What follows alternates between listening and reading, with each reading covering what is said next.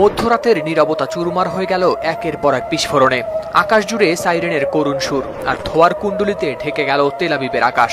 Israel Iran যুদ্ধ যেন নিল এক নতুন রক্তাক্ত মোড়, যেখানে প্রতি মুহূর্তে আতঙ্ক আর মৃত্যু মিশে যাচ্ছে শহরের বাতাসে। শুক্রবার ভোরে ইসরায়েল প্রথমে অপারেশন রাইজিং লায়ন নামে আক্রমণ চালায় ইরানের পারমাণবিক স্থাপনা ও সেনাঘাঁটিতে। এই হামলার পরই পাল্টা জবাব দেয় ইরান। প্রথমে তারা ছুড়ে প্রায় ১০০ ড্রোন। এরপর রাতে প্রায় ১৫০ শতাধিক ক্ষেপণাস্ত্র ছুড়ে তেল আবিব ও জেরুজালেমের আকাশে নামায় ভয়াবহ আগুনের বৃষ্টি। ইসরায়েলি প্রতিরক্ষা ব্যবস্থা কিছু ক্ষেপণাস্ত্র থামাতে পারলেও বাকিগুলো আঘাত হানে শহরের একাধিক ভবনে। কাঁচ ভাঙার শব্দ, আগুনের শিখা আর ধোঁয়ায় ঢেকে যায় চারপাশ। এতে অন্তত ৩ জন নিহত, এ তথ্য নিশ্চিত করেছে বার্তা সংস্থা এপি।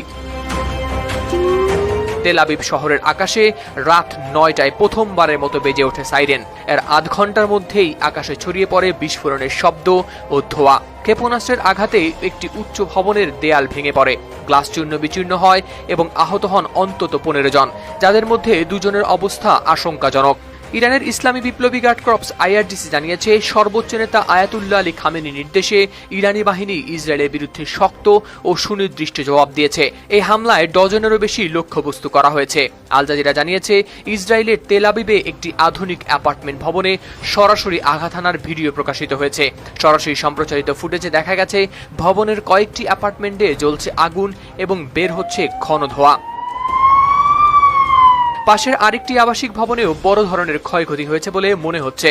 এর জানালা ভেঙে গেছে এবং বাইরের দিক থেকে বাঁকানো ধাতব অংশ ঝুলতে দেখা গেছে। জরুরি পরিষেবার সদস্যরা ঘটনাস্থলে উপস্থিত হয়ে ভবনের আশেপাশের রাস্তাগুলো সাধারণ মানুষের জন্য বন্ধ করে দিয়েছে।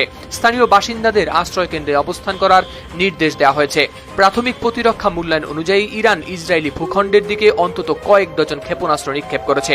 আইডিএফ জানিয়েছে, প্রথম দফা ক্ষেপণাস্ত্র হামলার কয়েক ঘন্টা পরই শনিবার মধ্যরাতে দ্বিতীয় দফায় ইরান আরেকটি হামলা চালায়। খবর রয়টার্সের।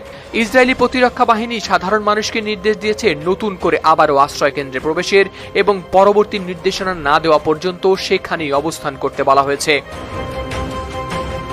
হাওলাদার শামীম, RTV।